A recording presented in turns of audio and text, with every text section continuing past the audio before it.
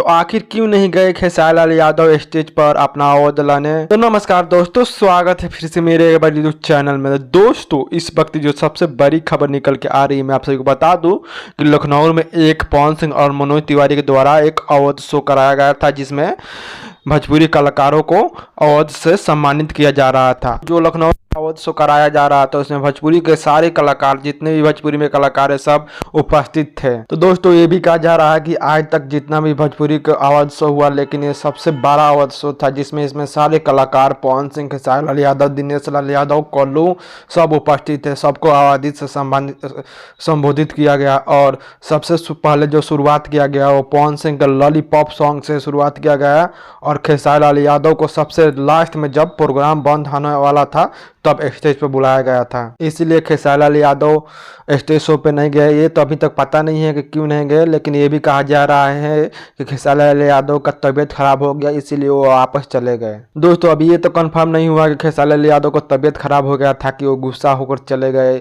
इसलिए किसी और को अपना अवार्ड लेने भेज दिए स्टेज पे। तो दोस्तों आपका क्या राय है, खेसारी लाल यादव के साथ क्या हुआ होगा? उनका तबीयत खराब हुआ होगा या वो गुस्सा होकर अवार्ड छोड़कर चले गए? अपना राय कमेंट बॉक्स में जरूर रखें। साथ में ये भी बताएं कि आप पवन सिंह का फैन है या खेसारी लाल यादव का फैन है। तो दोस्तों भोजपुरी के ऐसे छोटे बड़े खबर देखने के लिए बने रहे मेरे यूट्यूब चैनल के साथ। मेरे चैनल पर नए तो मेरे चैनल को सब्सक्राइब करें, साथ में बेल आइकन दबा दें ताकि हर वीडियो सबसे पहले आप तक पहुंच जाए। जय हिंद, जय भारत।